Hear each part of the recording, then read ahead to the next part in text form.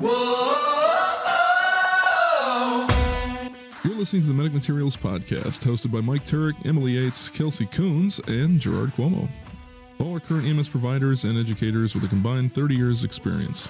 Each month, we discuss EMS news, medical science, and review actual EMS calls, bringing many educational opportunities to the listener. Portions of the calls have been altered to protect the privacy and identity of all involved. Hello and welcome everyone back to the Medic Materials Podcast. My name is Mike Turek. I am here with paramedic intern Kelsey, Gerard, and Emily as always.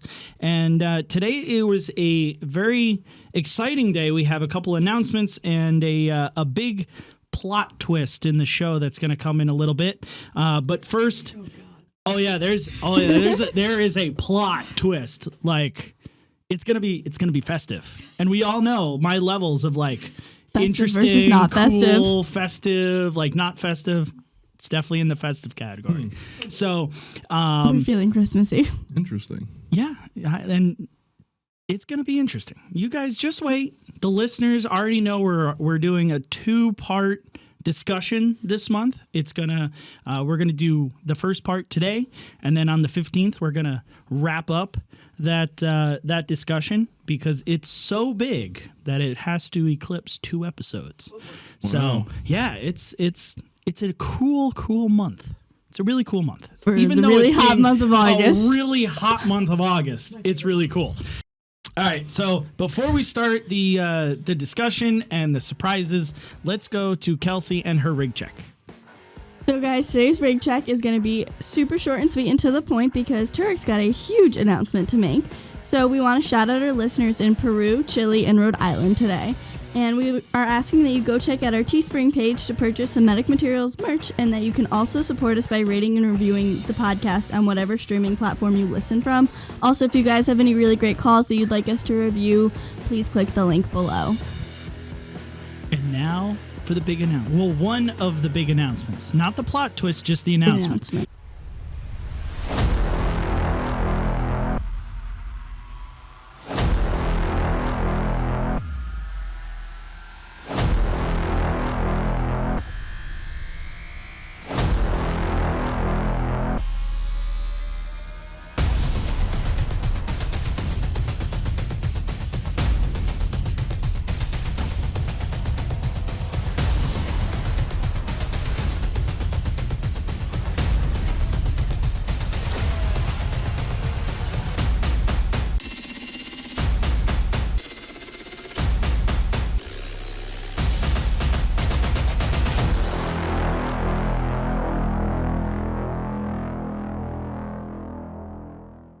The Medic Materials organization has finally come to the point where we've gotten so much support that we're now asking for further support in that we are opening our Patreon page. Ooh. So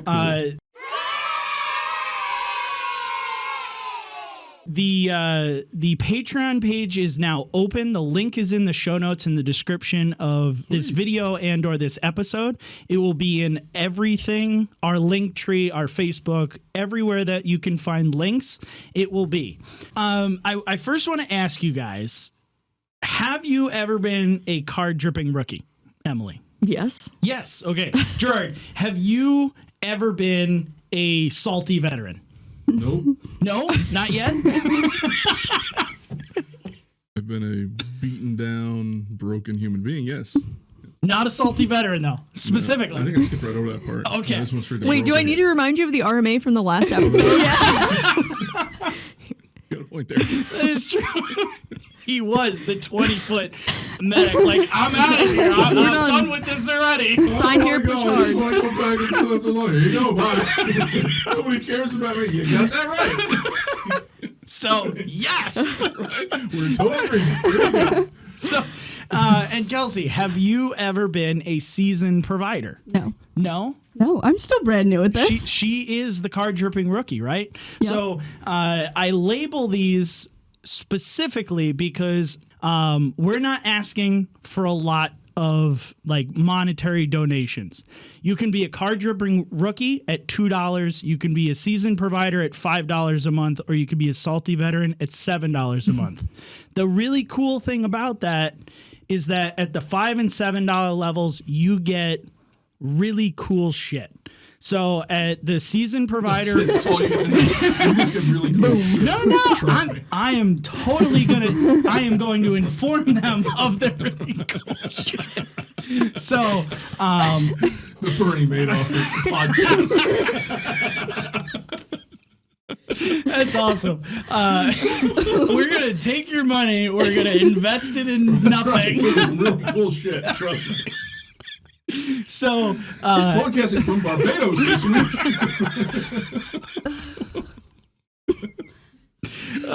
you're gonna make poor Kelsey faint over here. My chest pain came back.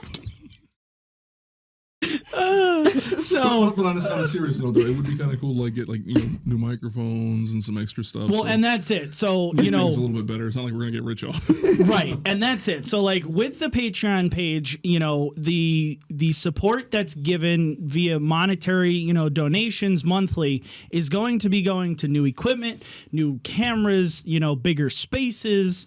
If I can get a outside video editor, so all I have to do is make videos and then send off all the stuff so they can edit it. That would be huge for getting more content out. So we want to say thank you to the patrons that do sign up in being able to give you guys more EMS education content. So the season provider, $5 per month, is going to get you a third podcast episode per month. Cool. So we're going to sit and record a Patreon only podcast. So if you want that third episode, you go subscribe and become a VIP Patreon as a season provider. You're also going to be able to get your name shouted out by Kelsey in her rig check. So we're going to pick out a few and, just be like, hey, thank you on air every month, as a thank you to you being a seasoned provider. So anyone out there who's going to use the name Michael Oxmall or Seymour Butts, The sad we're fact, on to you. no, because the sad fact is I'm gonna read it until he starts laughing. Hey, from One Hung Low from Korea. That's so true, though. She is. And we are talking about EMS people. Exactly. Creativity knows no bounds. That's so true. So So that's the season provider. If you want even more content, you become a salty veteran. That's only $7 a month. You're going to get access to help creating the next podcast episode. You're going to be able to, interact in Patreon only polls so that I put up here are 4 topics for the next video. You guys get to decide which video I make next. You guys get to decide what we talk about on the podcast next. So you guys get to really, become real contributors and shape the show. Exactly. You're also going to get access to me via our Medic Materials Discord server every Monday at 10 a.m. for an hour. So this is my personal time that I'm setting away for anyone that is a salty veteran Patreon, and those Patreons only. So they can come on and they can just be like, hey, how was your week? Talk about bullshit. I love fishing. Talk about fishing. I'll talk about it for an hour. Don't care. Or you could be like, hey, I'm in medic school. I need this question answered. I need this help. I'll study with you. I'll do whatever. I'm going to bring you guys in. So, you can meet the cast. You can, ask the cast questions. Was it cast now? Well, aren't we a cast of people? That is true. No, I feel like it's a I family. was on the casting couch. Damn, man. How'd that go? How much money did you make? Or was it those secret ones that they use you and then... Yeah, it was one of those ones where I crawled back to Iowa with tears, Sorry about that. Previous life stuff. And just know that in, no matter what type of, Patreon subscriber you are, you get access to everything that's underneath you. So if you're that's awesome. Salty veteran, you get access to that, full length podcast. You get access to the rig check, the whole shebang. So that is the one big announcement. Dude, again, I might even be able to afford a microphone for Kelly. That's true. We might be. Or at least get her Damn. picture missing on a milk carton. Right? I mean, it's very true. Yeah. It's very true. So that is the one large announcement. Now I'm going to shift to the plot twist to the episode. Oh boy. Okay? And I am handing over full control of the show today. One of the boys? That would be really cool. Right? They just sing into the mic. We'd be playing Star Wars and stuff. Yeah, It'd be good that's stuff. all they would do. No, Kelsey is actually going to present Oh. the entire episode. Ooh, go girl. Interesting. So I'm now going to be an observer like you guys. So, guys, for the entire month of August, we are going to be talking about how to get through paramedic school and what to do once you graduate. So, as everybody knows, I start school in August. Actually, when this episode is released, I will be starting classes in exactly a month, which is pretty exciting, but also super terrifying, especially because I'm pretty new in this field. One of my favorite quotes is, "If it doesn't scare you, you're not dreaming big enough." So I feel like that's really what I want to put into this episode, because I know that there are a ton of people who are in my exact same position right now and have a million questions. So we actually posted and wanted to know what other people in my position were thinking. So this entire episode is made out of questions from people in my spot that we want you guys to answer. Okay, so I know that there are a lot of people in my position where they're excited and they're terrified about everything that's going to happen the next year of their life. So our most asked question basically came down to this: how do I succeed in paramedic school? And whoa, See, that's an apple. That is an apple. You know, my Samsung doesn't ever do doesn't that. ever do that? Nope. Okay. My Huawei doesn't do that. So the most asked question came down to, how do I succeed in paramedic school and then as a brand new paramedic? So we are going to... Dang. See, it's not as easy as you think. Everybody's a little high stress. So we are going to split this into 2 episodes. Our August 1st episode is basically going to help all people getting through paramedic school, the best tips and tricks that we can offer. And then our August 15th episode is what to do when you are that brand new paramedic. So paramedic school alone has a lot of moving parts between like class, labs, lectures, outside work, clinical time, and then on top of that, most people still continue to hold down a job. So it is a lot to balance for 1 year, and I swear every single person tells me that it is an entire year of your life that is just gone. So I guess I was wondering, how true is that? I would say it's not just gone. It's sucked from you. Tell me how you really feel. Like you were at the crossroads. You just made a deal with the devil. And you're just like, I'll take that soul. Thank you very much. I mean, in a lighter terms, I'm going to was say like, way to be that's positive. just dead balls But you want to have accurate. fun. It's going to be great. 1,000 points of light. Because somebody's not bitter. You're not a it's salty great. veteran, don't worry. I was hoping to start off on a more positive note, but okay, that's an honest answer. No, In all joking aside, I had a lot of fun. We had a lot of fun. Yes. For those who don't know, Michael and I went through the course together. We went through hell together. We went through hell together. It really was. It's like going through boot, with just a group of people. You end up gelling into this like little cadre of a family. a family. Yeah, It really is. Yeah, you end up with you've got the crazy uncle that sits 3 rows over. You got the weird one that you don't ever invite to the party. The one that asks way too many Way too many questions. Kyle. But yeah, I mean it. You end up going through a lot of challenges and experiences together that, yeah, I mean you can't get that any other place except like I would say like going through like boot camp or something like that where you're all experiencing the same shit, you're going through the same mud, and you come out the other end hopefully together. And I mean yeah, we had the one guy that was 3rd time through or something like that, 3rd or 4th time through. Yep.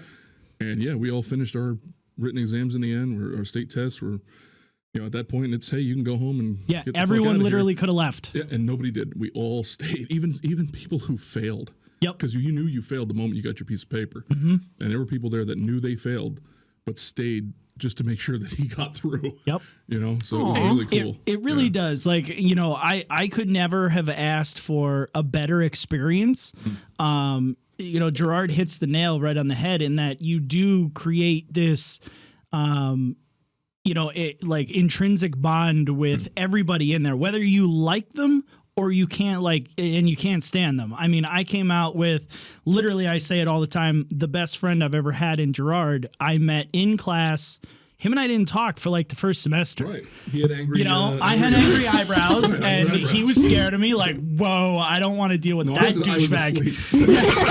There's a lot of that too. According to Tom, it was with resting angry face.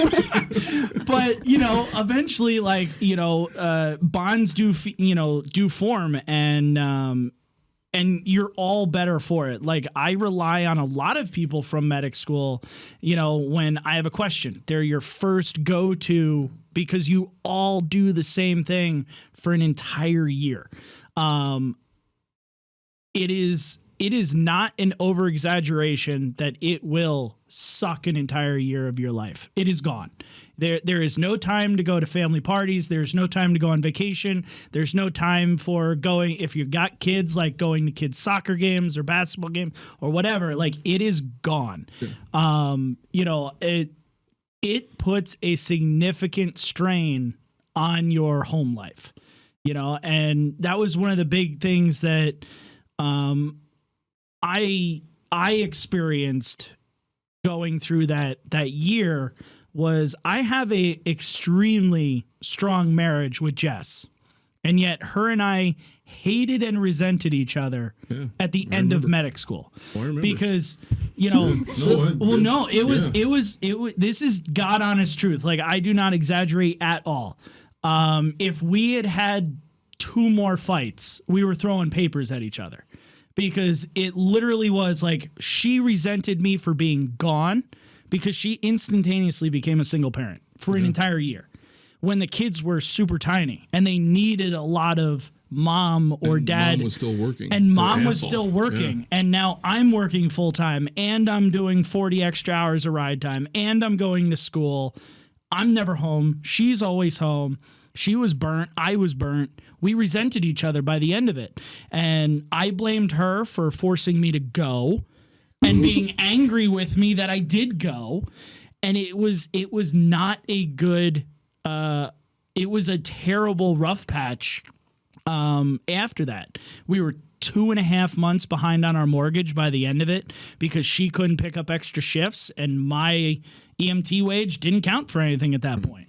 So we were fiscally in trouble. Like, there was a lot of strain. So just be aware that, like, you need your ducks in a row before you go. Like, doing it in Kelsey's spot where she can live on campus and she's got no... I'm 18 living at home with my parents. Right. She has none of that, responsibility is fantastic, but once you start getting older, you're laying kids and responsibilities and families and all that stuff. Like kids? Huh? Kids, yeah. I was going to say, on top of that, it definitely becomes harder. So it took a long time for Jess and I to recoup after that, to where, we're back to like it never happened. I think that also speaks to, like, set yourself up for success. So knowing this, like, put yourself in a position that you can do that and take the year off, or, cut back on shifts, because school is going to be a lot harder than you think. Yes. And which is kind of funny, because it's kind of what I did. I was working at a place that was like really, super high volume. You'd do 24 calls in a 24-hour, in less than a 24-hour period. I mean, you were hopping. You'd finish one, go right to the next one. And I ended up leaving there, going someplace else that was a little bit slower. It was 911 only. Excuse me. And I thought I was setting myself up for success. And I was like, great, okay, this is going to be good. I was taking the advice of a really respected educator at the time, who ended up passing away shortly thereafter. But he was right. You set yourself up and you'll have an easier go of it. Unfortunately, in my case, like the week after class started, my girlfriend's mother got diagnosed with cancer. Mm-hmm. So then I was running from school, up to the cancer place to take her home from chemo, then running off to work and doing all this. I mean, so everybody has their, their trials and things that will pop up in the way. So, you just got to, think to your head, is it really something that you really truly want? And if it is, then you'll find a way to make it happen. That's why I don't really have a lot of sympathy when people whine about it too much work or too much this. I'm like, Yeah, no, sorry. Well, and that's it. You know, it is definitely it is a commitment, and if you are not committed to it 150%, you're not going to succeed. You know, and it doesn't mean that you have to quit your job and quit your family and do all that, but you do have to realize that you are going to sacrifice a whole lot. You're going to miss the birthdays. You're going to miss the graduation or whatever. And you have to be okay with that, you know, and you're going to have to squeeze in the life events that happen, you know, the people that get sick and now you have to take care of them or, hey, your car breaks down, but you still have to find a way to class. Like I'll never forget the 1 week when we were really crunching during the internship, you know, getting towards the end, there was a week where I spent a grand total of 6 hours at home, and they were not consecutive. Yep. Yeah. But that's something to remember too, like life keeps happening. Yeah. It doesn't stop because you're in school. Right. There is no forgiveness on that. Nope. Yeah. That's why, I mean, I'm not trying to point fingers or anything, but, you know, there are some people out there who, you know, a little bit of adversity or oh my God, the course was just so hard. And it's like, oh, you know, I'm like, yeah, no, sorry, I don't have the sympathy for you. You know, either nut up or get the fuck out. Sorry. I mean, ring the bell. Ding. Right? That's why I want a bell. I want a bell. I know. Okay, so not only are you guys advising that people get their ducks in a row now, we're a month out from school starts. So, like, Emily, you did pharmacology cards before nursing school starts. What should everybody be doing now before school starts? What do you struggle with? Panicking. Positive thinking. I think, joking. you know, I think that when you go into school, actually, in anybody, you can be an 18-year-old girl still living at home. You just graduated high school, so you know where your weak points are learning. You really have to focus on like how you learn and the best way to study for you. But then I know I'm strong in pharmacology now, but dear God, when I first started nursing school, I was horrendous. But I knew that, so I started that before nursing school because that was not going to be my weak point. So I think just know yourself and put extra work in. It'll be easier to do it in the month with no time limit on it. Get what you can. It's going to be a lot easier for the entire program if you start it early. Yeah, and that's just it. I mean, you get out what you put in. Exactly. If Yes. you put in shit, you're going to get shit out. And, you know, we're talking about programs that I don't know how they all are, but I know the one we went to, you know, and there's no hyperbole. There's no exaggeration here. We had one of our friends, his wife gave birth to their daughter the night before class. It was a snowstorm. He was driving from the hospital to the class, got stuck behind a snowplow. He'd been up all night giving birth to their child, their first child. He got to class 10 minutes late, and they were like, yes, sorry, you missed the quiz. You get a 0. Yep. Yeah. So, and that's just, you know, certain programs are like that. You know, ours was, again, we don't know how others are. You know, I look at it in how you're preparing in twofold. I agree with Emily wholeheartedly. You have to, you know, especially like me, it was a long time from the time I went to college to the time that I went back to school to be a paramedic. So, you know, it took a lot of soul searching in like, how do I have to study? Am I still good at writing notes? You know, I've been trying to learn cardiology while I'm an intermediate, but I really suck at it. So I'm gonna focus a little bit more on that. But it's also learning how to walk into paramedic school on the first day being humble. Because if you could be a provider for 20 years, you could be a provider for 10 months, you could be a provider for however long, and now you're taking that leap. I'm going to be the big bad paramedic. And you literally walk in on first day like, I'm all that in a bag of chips. And you need to leave that attitude at the door, because you're going to perpetuate that attitude throughout class. And by the end of it, you are going to be a terrible provider because you think you know everything and you think you're so great, but you don't know boo, and you're literally going to kill people. So walk in as humble as you can. Walk in, I don't know a goddamn thing. Teach me BLS stuff that I've already learned from my 13-year career, and now I'm transitioning to be a paramedic. That's the attitude you need to walk in first day. So I think that's a big thing too, is everybody talks about like the 0 to hero program. You get your EMT in the fall, you finish your 2-year degree, you're a paramedic. So one of the big questions that a lot of people asked is, I mean, we talk about how much experience matters in this field. I mean, that freaking horse is so dead that it's decomposing at this point. Like, but how much does that actually matter? Does 20 years versus, 6 months, where do you have to compensate on either end? Because if you've been out of school for 20 years, you've got a lot to compensate book-wise. But if you've only been an EMT for 6 months, you have a lot to compensate practical skills-wise. So how do you balance that? You get out what you put in. Well, you get out what you put in. I mean, that really is the biggest thing. But also remember, we did an episode talking about how the brain changes as you are, incorporated in the stressful environment of EMS for a long period of time. It's harder for people that have been in this industry long term to learn because the brain chemistry literally changes, right? It makes it harder for them to learn, absorb information, be humble because I'm all that in a bag of chips. So I think it really, it really depends on the person. I've seen, people go in that have 6 months experience being a basic EMT and they flop out.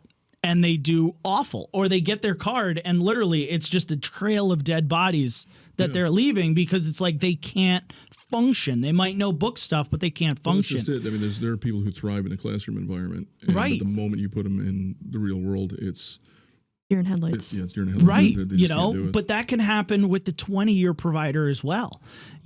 I was an EMT for 10 years.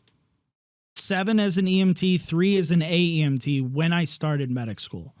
And I felt like having that intermediate experience really helped with skills because I could already intubate. I could already, start IVs. I could already start IOs. I knew some pharmacology stuff. I was already ahead of the game.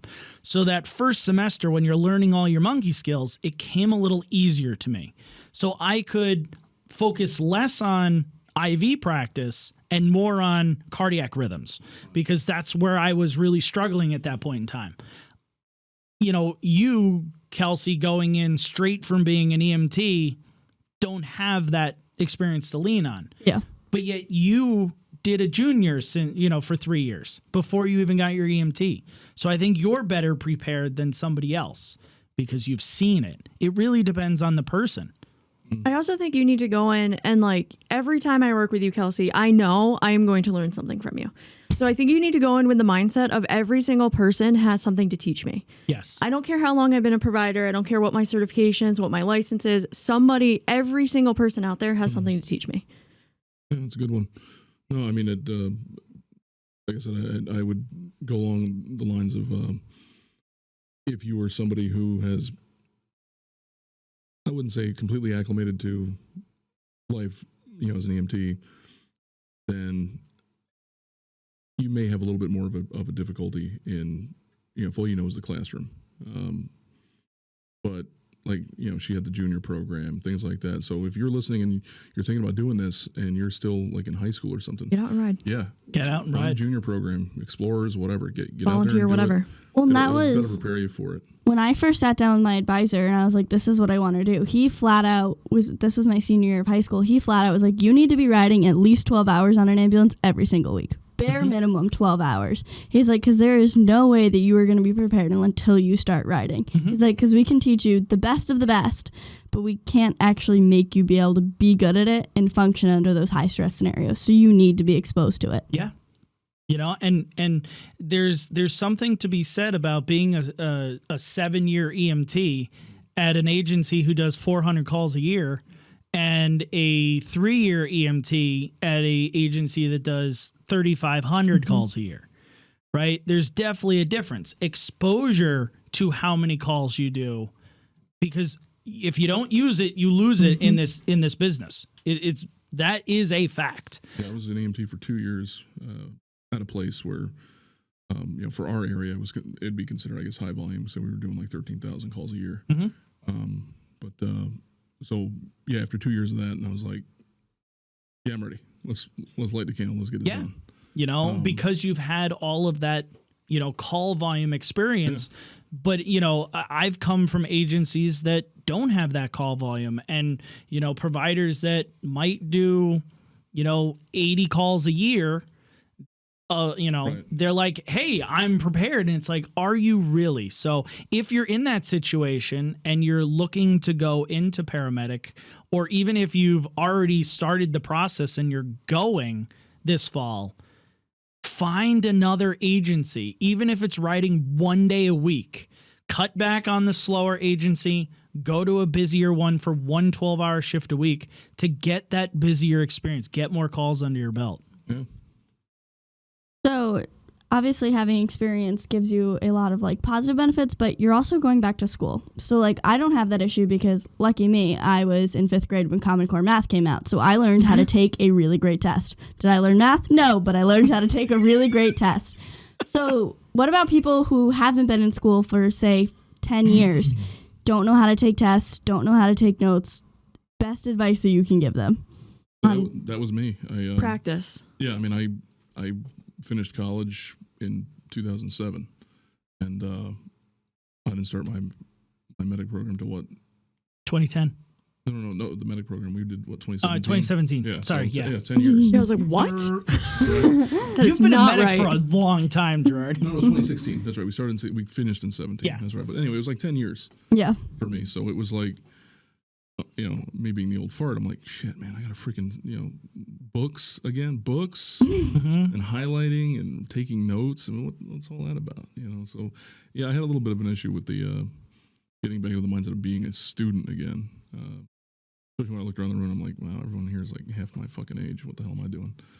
But yeah, but no, it is a little bit more difficult, I would say. So if you've been out in the real world and you're doing things and suddenly this is what you want to do, yeah, I would say be aware that becoming a student again is a bit of a change.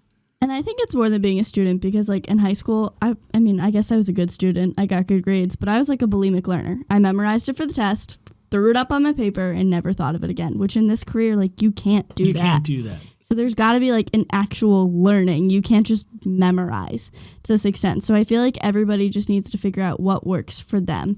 Is it how you take notes? Is it do you do flashcards? You have to figure it out and maybe use this month period to figure out what works best for you. And I agree. And there's so much information out there on how people learn. And, back in the 1970s, it was, you're an auditory learner, you're a tactile learner, you're a visual learner, whatever you are. That whole, premise has been completely debunked. Yep. People are so, combined of those that you're not just a visual learner or a tactile. You're not just put in one box. So, don't go in being like, oh, well, they're doing lecture and I'm a tactile learner. I ain't learning anything today. That's not how it works.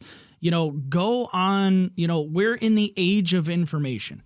When Gerard graduated high school, there was barely internet. There was no internet. Well, there was. It was a glimmer. Like I said, there was barely internet. It was a glimmer. There was a thing called CompuServe. Right. And Prodigy. At least I had America Online when I graduated. Oh, that was the shit when that came out. I know. So, you're in an age. They're aging themselves. Wow. So, but it's to prove a point. When we live in an age where there is so much information at your fingertips that people overindulge in information and they deep dive into these rabbit holes, and it's figure out something that works and stick to it. For me, I make videos because I watch a lot of videos, right? Videos tend to stick in my mind way more than somebody that just talks to me. So I make videos for people that watch videos, right? I'm a flashcard person, right? Well, I've never been a flashcard person. If that teacher stands up and writes something on the board, that's the only thing I'm going to remember. I won't remember a single slide, but whatever that they hand wrote on that board, that's what I'm going to retain. I've got adult ADD, so it's I don't know. I could watch a video and give me 3 minutes, and next thing you know, I'm watching, I don't know, cats swinging from trees or something, and we go down the YouTube hole. Yeah. It's well, I started off looking for cardiology, and now there's this cat flying across the screen.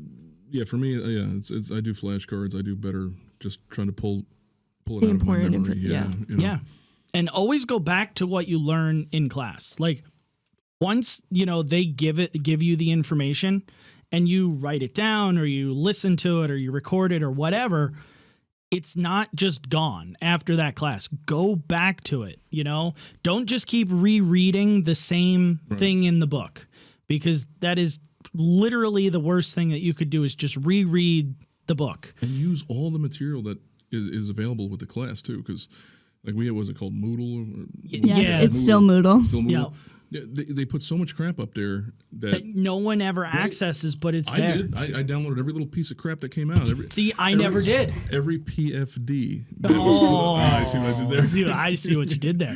So every PDF that went up there, I downloaded it. Every PowerPoint, I downloaded it and I watched it and read it and did all this. Yep. A lot of them I printed out and made a nice little folder of stuff I could jump back into any chance I needed to refresh my memory on something. So yeah, whatever they provide for the course, use it. Workbooks.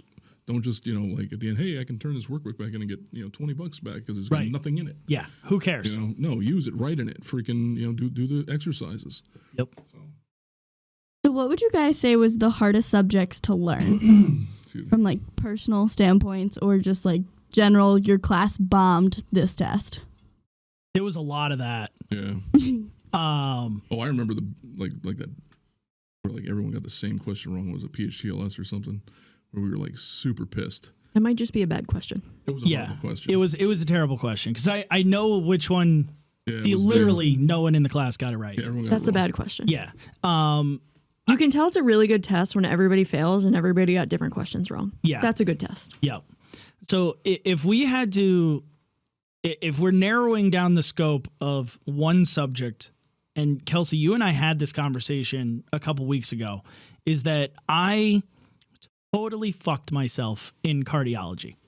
100% fucked myself, that I had to literally unfuck and foobar myself out of cardiology to relearn how to do it. And what I did was I looked at our instructor, and he's looking at EKG rhythms, and he's like, okay, we're gonna learn the rules of an EKG. Is it regular? Is it irregular? Is it fast? Is it slow? Is it this? Is it that? And I was like, that seems pointless and stupid. No, like, it works. I know now. But me sitting in there, I was like, well, that seems pointless and stupid. I can look at it and I can go, that looks like a sinus rhythm, and Too fast, remember too slow. it. P's for Q's, all that good Right. stuff. Yeah. But what I did was I just looked at the picture of the rhythm and said, that's sinus Brady. That's what it looks like. Yeah. And because every test they use generic computer-made, squiggles. Yeah. And you can easily sit there and be like, that's VFib. That's first degree block. That's this. That's whatever. Right. Without having to use all those rules. And then I started my internship. Right. And then I got my first rhythm printout. And I was like, With all that wonderful What in the artifact. fuck that's is a that? fucking Right. squiggly line. And then I literally sat there and I was like, I don't even remember my rules. I don't know. So I totally fucked myself by doing that. And if anybody is like me that thinks that they're going to go in and just remember what rhythms look like, don't do that. Please don't do that, because you will eventually fuck yourself to where cardiology will be made so much harder. So that was my hardest one. And that's the reason why. So steer clear of that. And for Not me, every rhythm comes out of a book, so That's just true. learn the damn rules. Yeah. That is true. But like for me, cardiology definitely. I think for most people, cardiology is kind of the tough one. So I'm just gonna give that as a given. That I suck at cardiology.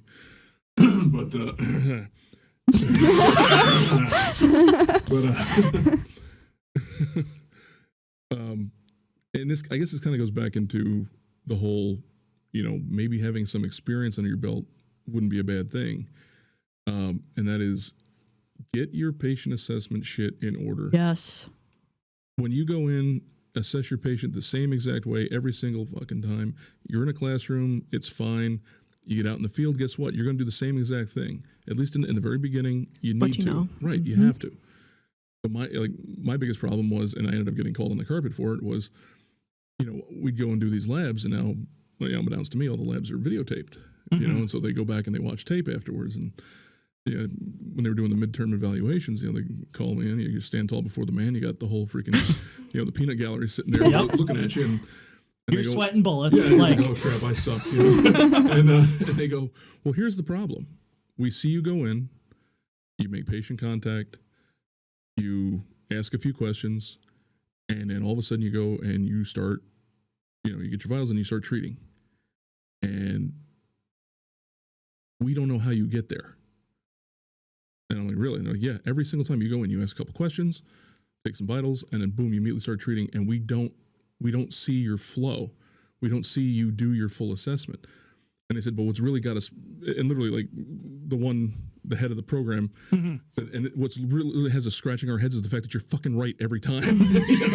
But we don't know how you're getting there, and he's like, we don't want that to be a problem down the road, where you're going to need to have a good, assessment foundation. So yeah, I took that definitely to heart and went back and, because at the time, I was an EMT for 2 years, running and gunning, 24 hours a day. So it was like, I knew how to just talk to someone and get the information I needed. Right, and that's it. You build up a lot of bad habits before you even go to school, and you're in this routine and rhythm, and then they throw all of this new stuff at you, and it's really a rabbit hole. Paramedic school is a rabbit hole for EMTs and AEMTs to run down, because they're sitting there and they're like, ooh, I have all these new things, new shiny tools and toys that I'm automatically going to play with. Right. Like, yep, they're short of breath, they're wheezing, I'm giving them, Decadron and Atrovent and albuterol, and it's like, oh wait, I forgot to even see if they're breathing, like, and you're already going down like, what can I give them? Right. But I've forgotten how to be a BLS provider, and that assessment falls into that BLS provider, because your ALS assessment and your BLS assessment is virtually identical. Same, I do the same thing. I might ask a couple different questions, but ABCs are ABCs on both sides, so make sure that's a solid foundation for sure. Definitely. And the only thing I would say is make sure you wear your eye protection. Oh, yeah. Team Safe BSI. No, actually wear your eye protection. I don't know what y'all schools is like, but y'all schools. At mine, I'm sorry, that was my my Florida was showing. Whoa! Let me zip that up. Whoops. But no, like for me, where we went to school, they would shoot you in the face with a 10 mil flush if they caught you without your eye protection. So needless to say, I went home with a wet face all the time. Yep. Because I just wouldn't do it. I'd just be like, okay, I'm going to intubate. I'm going to do this. And, although I did get the kudos the one time where I was making my attempt. They shot me in the face and I just shrugged it and went right in. So I was like, all right, cool. Vomit all over the face and I still made the tube. Awesome. Nice. Yeah, so I'm kind of curious as to get Emily's take on this question via like nursing school. Because really there's a lot of nursing that overlaps, at least, book wise, like knowledge. I think the majority base. Of it does. Right. Maybe skills differ here and there, but, you said you were really bad at pharmacology, but what do you think was kind of the meat and potatoes of your struggles? I think for my struggles, it was understanding normal and then understanding the disease process and why is the DKA patient presenting like this?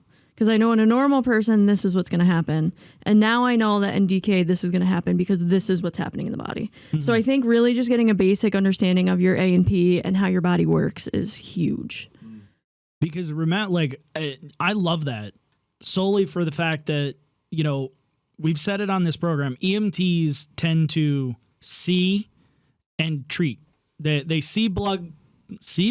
Ding. Plug hole. They see shortness of breath and a low O2 sat, so they give oxygen. They don't know why, but we're going to treat it, Whereas the paramedic, you now have to see something into consideration, and go, well, why is this happening?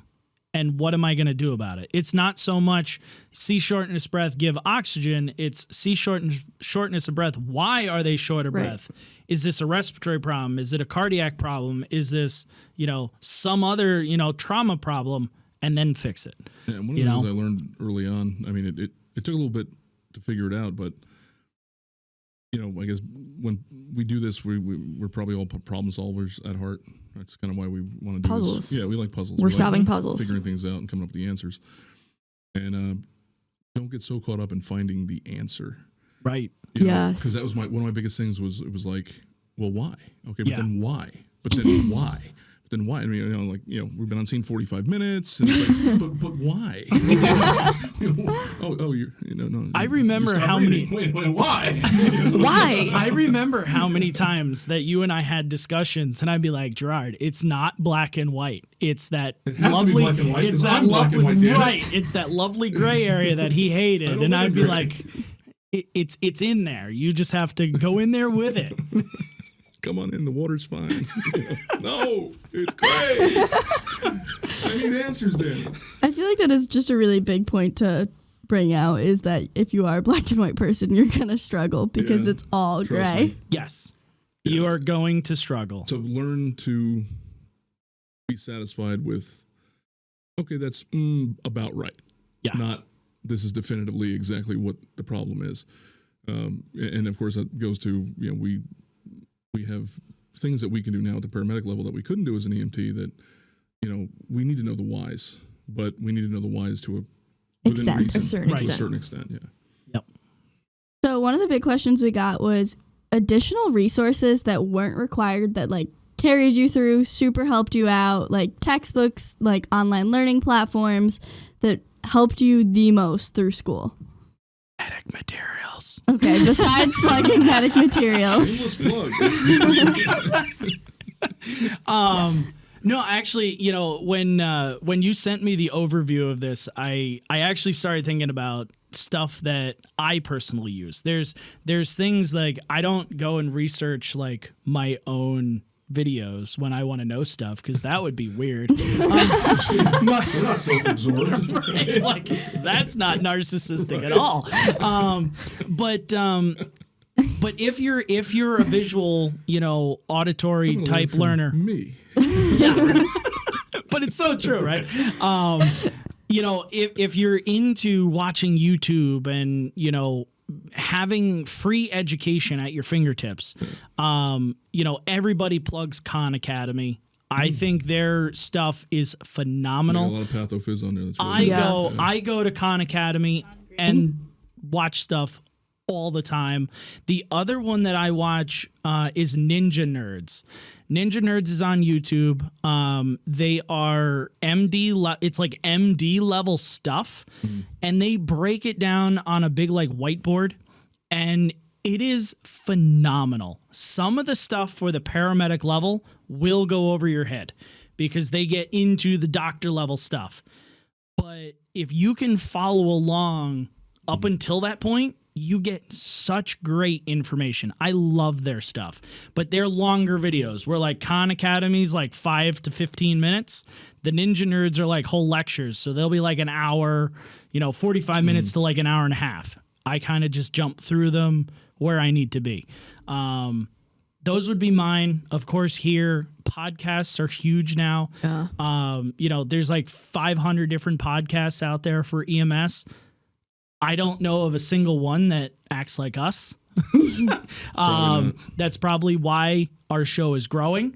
But there's a lot of really good information out there, podcasts. Well, you're the podcast person, Em. I'm sure you have 60 of them downloaded. I love them. Yeah. Was it Medic Mindset, FOMED? Yep. And there's a lot of paid ones too. If you're willing, I am not willing to pay for stuff. That's why I want medic materials to be as free as possible. But there are really good paid places too. There's EMT prep. There's EMT prep. There's cardiology. Life in the Fast Lane. Yeah. That's a great one. Fabulous website. So there are paid options as well. There's this lovely Instagram. It's called Pass with Pass. I follow them. Every day they post something new to learn. They go BLS to ALS, the whole nine, about stuff that will help you pass any exam. I follow them as well. Oh, cool. Yep. What about any textbooks that you guys got, But in advance that you read through? I didn't get anything in advance. No. Okay, well, So the orange book. I have a picture of. It's called The Rapid Interpretation of EKGs by Dale Dubin, MD. Yeah, so that It's one, bright orange. it is literally bright orange. That one is literally a picture book written at a third grader's level for EKGs. Perfect. It helped me so much on EKGs in the beginning. Like, I actually read that book when I was an intermediate. I didn't even pull that book out when I was a medic. I read it well before class. So that was a good book. I don't know. I mean, I used his father-in-law, so that helped me get through class. Yeah. Well, I don't think I can donate Mark Foster to the paramedic programs of the world. Yeah. Yeah. Once He's just going to tell you suck pretty much, anyway. Once you walk in there, with some swagger and you sit down and he runs a couple scenarios with you and then you leave, No swagger. beaten and, just a shell of a human being. And you're like, okay, wow. I didn't know that. Yeah. I didn't know Barely. Right. Yep. But that's true. Finding somebody that you can have those discussions with, that is something find an experienced provider. Yeah. Find somebody smarter than you. Right. That's not salty. But that is willing to sit down with you and have the conversations. There are plenty of providers out there that are really good at their job, but really awful in teaching. Mm. And you don't want to get with one of those. Mark was a fabulous tool for us. Mm-hmm. We literally sat right where we are now and talked for 2-3 hours, and he'd be like, what about this? What about that? What about this? Yeah. And by the end of it, you're like, I don't know anything. Why am I even doing this? Right. I should just sell used cars. Right. Backup career 47, here I come. But the experience that you get out of that, he was the one that taught, the whole adenosine concept that now I teach people. He's the one that why we don't over-oxygenate people anymore. Right. When you go through your father-in-law's school of oxygenation, you actually understand why we don't do it. Mm-hmm. It's funny. I had a conversation with someone the other day, and it was like, we're talking about pet peeves, and one of my biggest one that really just gets under my freaking skin is the people who just regurgitate the same information over again without having any understanding what they're saying. Right. And I can already picture a couple in my head right now, where if you went to them and said, "Why don't we want to over-oxygenate patients?" They're free radicals. Yeah. Okay. Well, what's a free radical? It's why we don't over-oxygenate patients. Well, why don't we over-oxygenate patients? Free radicals. Free radicals. Yeah. Duh. Didn't you just hear me? Yeah. I mean, if anyone has seen Idiocracy, it's the whole, electrolytes, that's what plants crave thing. Mm-hmm. Yeah. That gets under my skin. And I didn't want to be like that. And walking out, learning about oxygenation from your father-in-law was like, okay, that's why we don't do it. Yep. So, for everybody that doesn't have a Mark Foster in their life, how should you choose your Everyone preceptor? should. I know. We could just get I don't want to clone him. Patreon. We are new Patreons.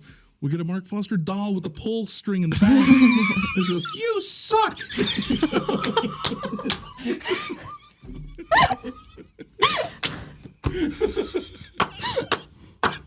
I'm looking into it. We gotta do it. That is the best idea I've ever heard.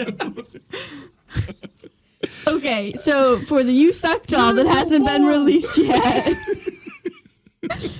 what is the best, attribute that you're looking for when you're choosing who your preceptor is, when you're choosing where your agency is? I mean, clinical time is really where you're going to make or break how you're going to be as a brand new provider. So in the field, what are you looking for when you figure out where you want to go? I want to hear Emily's take on this. Why? I didn't do field time. Doesn't matter. You see a lot of students come through a lot of different agencies that you work for. So, and you see a lot of different preceptors. So what happened to Kelly when she didn't speak up? I had a real heart-to-heart behind a closed door. Listen, I think Kelly did great. I think there's a couple factors you have to pay attention to for this. You can't go to an agency that's not doing any calls. That's not really going to be the big one. any helpful to you. So you need to do calls. You need to find somebody that's going to match, I don't want to say match your personality, but somebody that you're going to thrive with learning from. So, you know, like, it's hard to say an example because I feel like I could learn from all of you guys, but I can like you. You can be a good provider, but if I'm not going to learn from you, you're not going to be my top choice to be a preceptor. I also think that you don't want to pick somebody that you're best friends with, or like I would never go and ride with my brother-in-law because we're too close. I want to be challenged. This shouldn't be easy. This isn't something that's just going to be a walk in the park. I want to be challenged every single call I do. So even if it's a run-of-the-mill chest pain, there better be a question that I don't know that I need to look up and educate on. So I think that don't take the easy way out of that. Yeah, just be honest with yourself. Like, I mean, for me, I had 2 preceptors because I rode in 2 different places, and the one of them actually happened to be my friend. But the only reason I did do it with him was because he's the kind of friend that he will step on your nuts the moment you screw up, and he don't care, you know, whether you're his buddy or not. But that's worth it. He stepped on my nuts plenty of times. Exactly. Like I could ride with either of you. You guys would challenge me. Right. Exactly. I'm not gonna let you slide. I'm not saying don't ride with your friends, but make sure that it's not going to be the easy way out. Be honest with yourself. Right. You know, is this a friend you're just gonna bro down in the back of the rig, or are you actually gonna do something? And the other one, we could talk Star Wars all night long, so it was perfect. I kind of have to piggyback on all of that in that, you know, I agree. Go to an agency, find an agency that's busy, but I'm in the opinion that don't go to the same agency that you're already employed by. 100% agree. So, you know, you already know the ins and outs of that system. You already know how the EMTs work and the paramedics work and the system works because you're in it. Go somewhere that you have no experience whatsoever, right? If you work only transport ambulances, go to a fly car system, right? If you work in a fly car system as a BLS provider, go to a transporting unit where it's only an EMT and a paramedic. Right. You know, go or city fire department. Right, yeah, like if totally you are different. always rural, go somewhere that's densely populated. Yes. You know, if you're always in the city, go out to a busy rural agency. Yeah, you know, work for 45 minutes. Right. Now you have to see a patient contact for not 7 minutes, but 45 to an hour or something of that nature. You know, maybe you'll utilize air medical a little bit more, whereas you never would call them in the beginning, you know, in your normal, district. So that's agency. Yeah. Preceptors, you know, there are a lot of people, again, that are really good providers, but really shitty teachers, you know, and if you go, this whole industry is based off of reputation. People's reputations precede them in this industry. You know, I can go and be like, oh yeah, I've heard of Gerard at this agency. I really want to ride with Gerard. Really want to work with Gerard. You know, it's the same thing as like my father-in-law, you know, like everyone's like, I really want to ride with Mark because he's so freaking smart and he's going to challenge me in this, that, the other thing. And he's phenomenal. Well, he built that reputation over 20 years, you know, and people flock to that, you know, because they know what they're going to get when they get to him. But there's only a certain type of person that goes to him, the ones that really want to learn. Right. The ones that are going to sit there and play PlayStation while they should be looking at books, about going on a call, are not going to seek out the Marks and the me's and the U's where, you know, we're going to make you work for 12 hours, you know? Right. So I agree that you need to find someone that you work well with, that you gel with, that you could learn from. But I also think you really need to do your research on providers and see how much instruction they actually are willing to do with you. And ask your school. Right. I mean, these schools do this year after year after year. They know, especially in specific areas, they know which providers are going to, especially they're seeing you learn, they're seeing you in your educational setting. Ask them who they think. Yep. I agree with that 100%. So what other tips would you have for people who are going into the field to succeed, to learn the most that they can in their ride time? There is no downtime. There is none. So you have a slow day. You should be doing skills on a dummy, going through scenarios, learning something that you didn't fully understand. You know, always drug bag. keep learning. It's Yeah. simple. You can just sit there and freaking, okay, what do we use this drug for? What's our dosage? You know, what's our routes of administration? Actually, one of my favorite things about Mark is he taught the airway class at our agency, and they're like, "Oh yeah, we know these drugs," and he's like, "All right, how's it packaged?" Yeah. And we're like, Right, how's it I'm sorry, packaged? what? Good one, yes, I don't right. fucking know. Yep. Yeah. That's because you suck. Yeah, That's you what- should that's know all exactly that what it would've said. information. You suck. See, we got to get the doll, man. Oh, it's so creepy. I love it. But no, We it's got different versions too. the right? flight version and the ground version. The ground version. Nah, there you go. Does the flight version have the little pin with wings on Of it? course it does. Absolutely. That's where the water shoots out from. Are you wearing your eye protection? Yeah, Yeah, there you go. It's full circle. Full circle. So, professional people call that a callback. I don't even remember what the question was.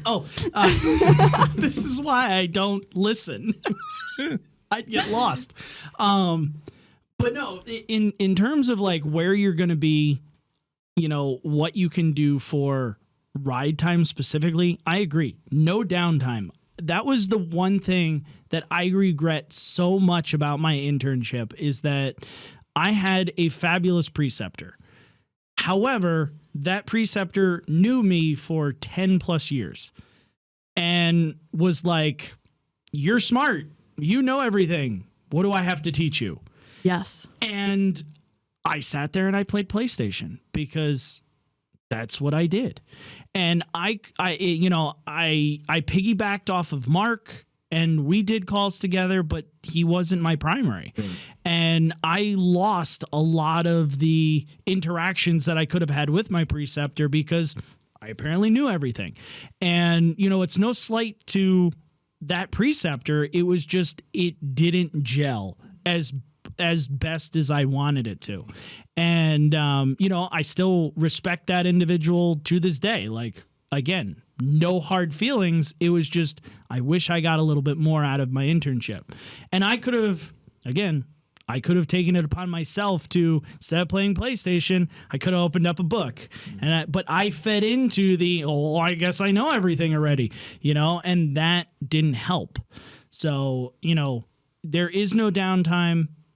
Badger your preceptor. I was going to say self-advocate. I was just going to say take initiative. Badger your preceptor. Hey, I need to do this. I'm struggling with this. You're going to help me figure it out. Right. I think that you was know? like, I had a similar thing where it was like, in the beginning, it was, you know, it was all business. I mean, with the one, it was always all business, but with the other one, we had a very interesting call, and you know, of course, they put me in point and say, you know, this is all you know, take care of it, and maybe the lesson here is like, don't show them like you actually know shit early on.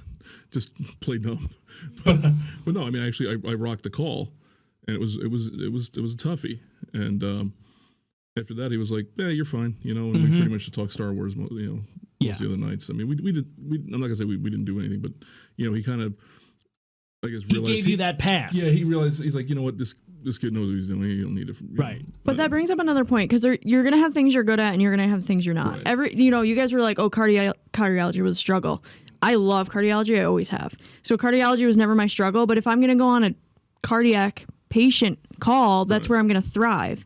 But that doesn't mean that I don't have something to learn about it, or it doesn't mean that I know respiratory or neuro. So advocate for yourself. Like, there's things you don't know. Right. I promise. I should have taken it upon myself. You know, this is all looking back and things I could have done better. And it could have been, okay, hey, let's go over some. So I have a question. You know, things like that. And it's 100% accurate. Yeah. And that's going to be really hard to do, because you guys are going to be exhausted. You're working, you're in school all the time. Now you're doing your ride time, so you're working for free, and it's really fucking annoying. You have to keep putting the effort in. Yep. It is only a year. It flies. It really does. It flies by. It really does. I would start nursing school again tomorrow if I could. I loved it. I'd start law school tomorrow. Shit. Okay, so this question is for Emily. Oh my God. Are you excited? Are you excited? I'm ready. Hot seat. You see both sides of this. But as an ERRN, what do you expect from people coming in for their hospital time? What do you expect, and what do you want them to take out of it? Please, for the love of God, do not be a fly on the wall. Yes. I know that ER nurses are bitches. I get it. I know. You guys do have mean faces. Like, We have perfected resting bitch. Yeah. Especially with the mask on, I just need bitch eyes. That's it. I'll give you my eyebrows. Go, That's all you need. go ask questions. You know, especially now, like the ER volumes are really high, so everybody's super high stress. Don't take their attitudes personally. It's not against you. They don't even know you, so they can't not like you. But you're there for an education. You're not there because they need to like you. You don't need to like them. There's a purpose for your time, so get in there and do it. I'm telling you, there is a task to be done, and find it. But with that being said, if a nurse looks at you and they just gave you 10 IVs and 4 med pushes, and they're like, hey, can you grab vitals? Don't be like, oh, it's not my job. Help them out. Yeah. They're going to help you out a lot more if you're going to help them out. And I'm not saying like go take vitals for everybody in the department. You're there for something else, but it's give and take. Yeah, like when I would go to the hospital and I would, be assigned a nurse, first thing I would say is walk up, hey, introduce myself, paramedic student. What can I do to make your life easier? That's why I'm here. We want to know, like, where are you at in the program? I'm going to say, like, not all ER nurses are the same as me. I kind of know where the program's at. I know what they're expected to know, only because I have people that are in the program almost every year. So I know that they should be doing med pushes. I know that they should know these specific medications. If you're supposed to know a medication and they ask you about it, don't assume that they don't know that you're supposed to know that. Right. Because if you can't tell me what Zofran is and you have 2 weeks left of this program, you are in trouble. Right. Yep. Yeah, and that was the thing, like with me, after a couple of nights, my nurses actually knew what I needed to work on. So it was like, okay, you still need more IVs, right? Okay, go to the pit and you're just going to do IVs tonight. Yeah. Or, okay, you need med pushes. Okay, we're going to keep you, go follow her around. And we're going to, if I get somebody over here, we're just going to throw you between, the three of us. And paramedic students are going to go in the ER with another paramedic student, separate. Mm-hmm. I don't need 2 of you at the same time. Right. Go do other things, go on 2 different areas of the ER, do something different. When you see them trying to flip, the drunk vagrant that's, laying on his stomach, don't just watch them do it. Just run over there, grab the dude's hips and help flip the guy over. Because guess what? As you just said, made a friend. Right. There is a significant amount of give and take in the ER. I mean, they will. I was forever referred to as muscles after that. That's because I couldn't remember your name. No, I couldn't. But muscles, come here.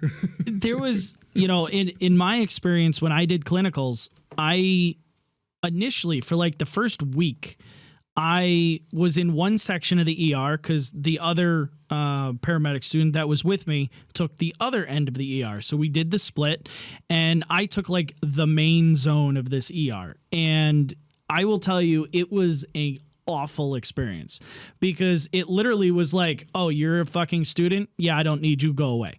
And you'd walk up and you'd be like, I'm here to do stuff. I want to do stuff. How can I help you guys out? And they'd be like, you can't. Go away. So literally for the first week of clinicals, I stood around. I didn't do anything because there was zero opportunity for them to let me do anything. Then I walked down to the other side of the ER.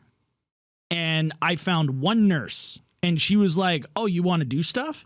Yeah. And she was like, stick with me. Come under my wing and stick with me. And then it was gravy throughout the rest of the thing. Like, literally, I would walk in like I was a nurse in there. Yeah. You walk in, you introduce yourself. Hey, I'm a paramedic student. This is what I'm here for.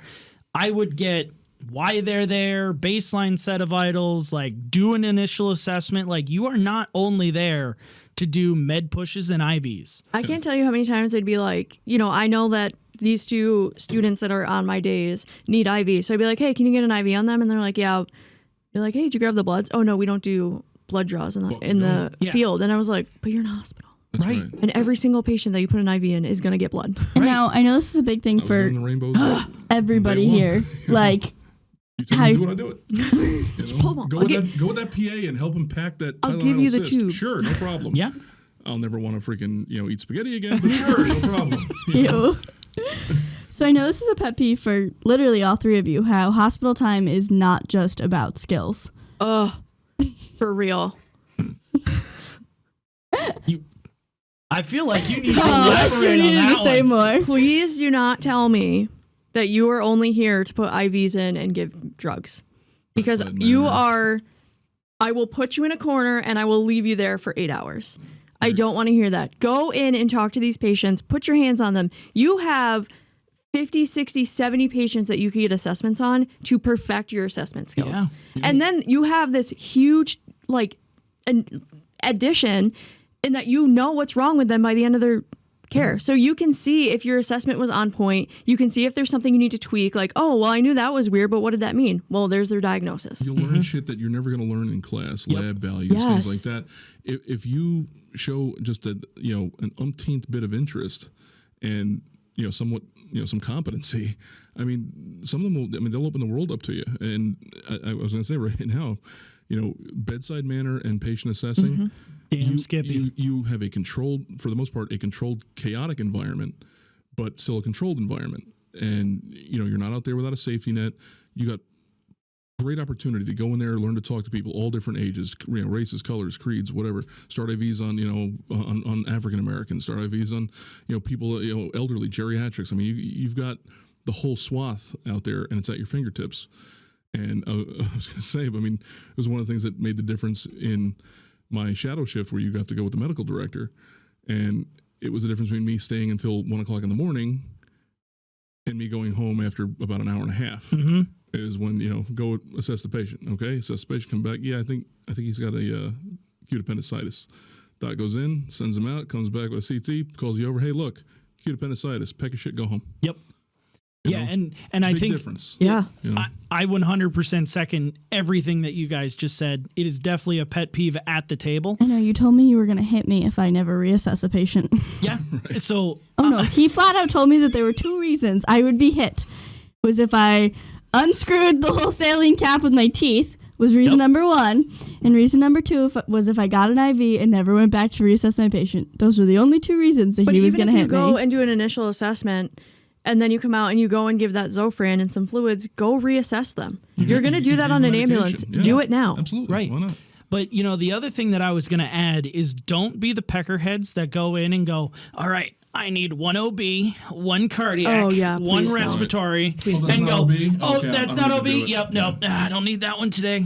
Just wait for the next OB to come in. Look at everyone. And when I have a really critical OB, please not be like, oh, can I go in? I need an OB. Like, well, they're half dead, so give me a minute. Right. Yeah. I don't care about your paperwork. And I'm going to tell you, I will sign anything put in front of me if you put the effort in. Right. We can make an OB scenario, and I will totally sign it. I hope no school officials are listening to this. She's of childbearing age, a little abdominal pain. Sure. OB. Sounds like OB to me. Yep.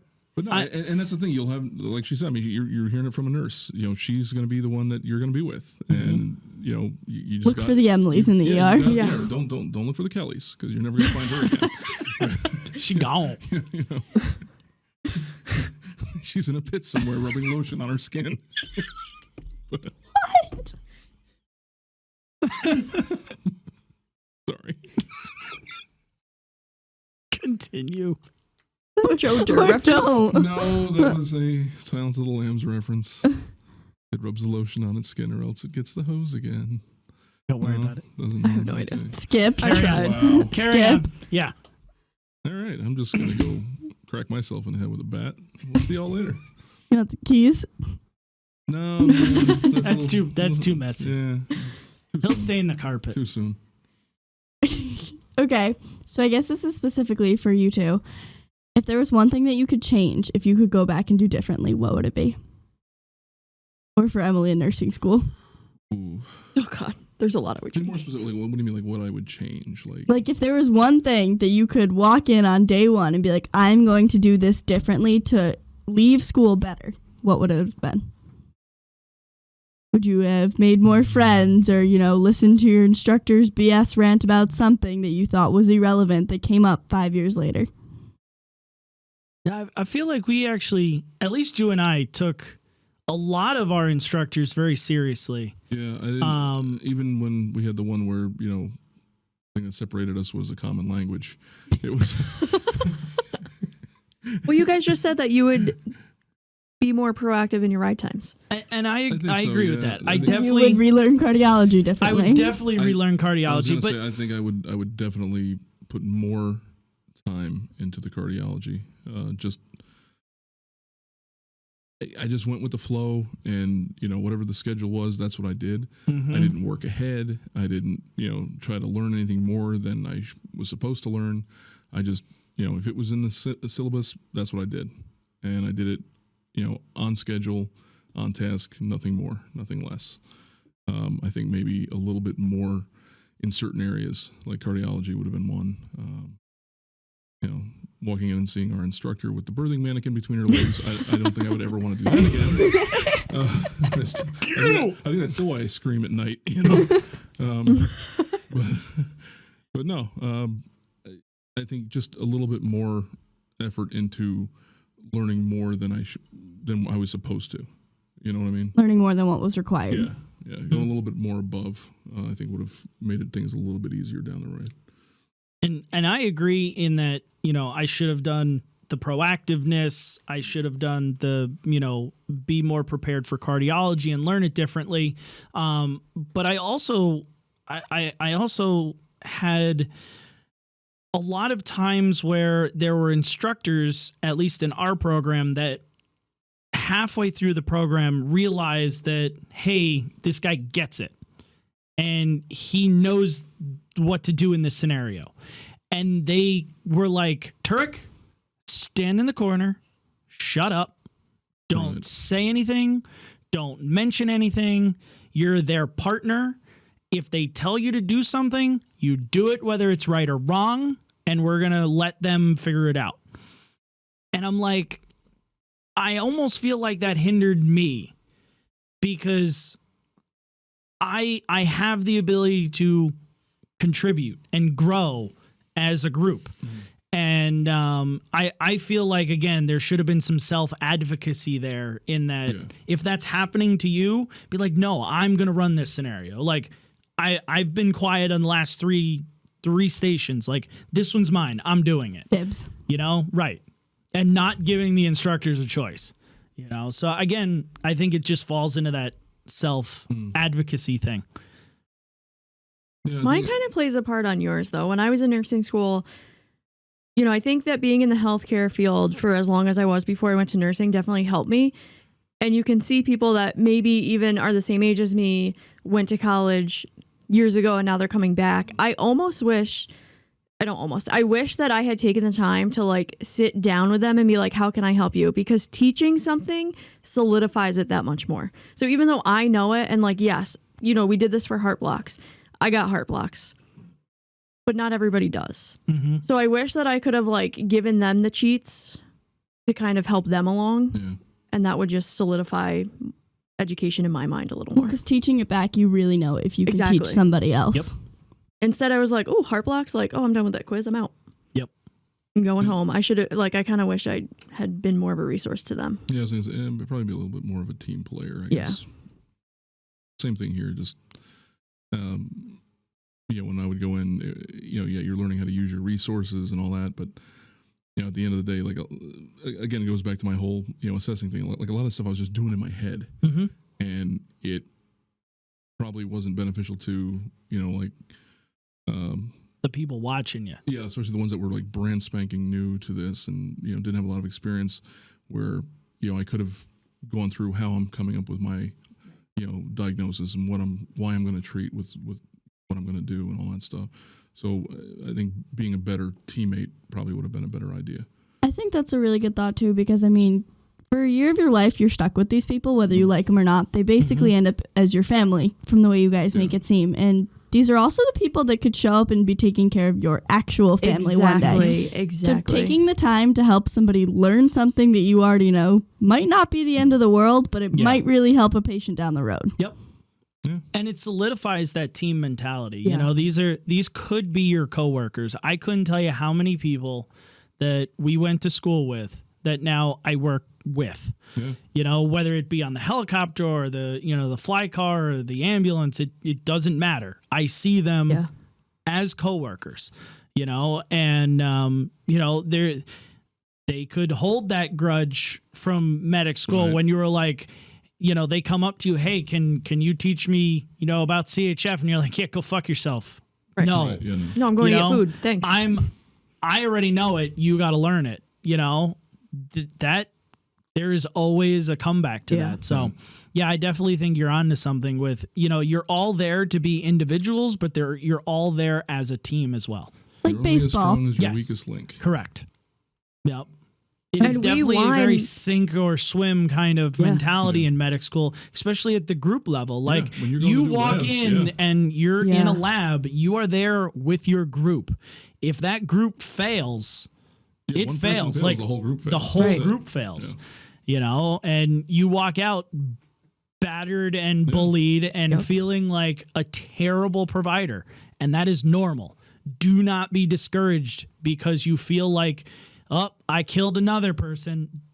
Yes. Now you is the did. time to do that. Now is the time, and you learn from that. I always look back to that one where I caused us to fail because Mike and I weren't in the same group. I'm talking about my group, where it was the the person in custody with the gunshot victim and all that stuff. Oh, yeah. And the person in custody, doing all that. Yep. I did everything right.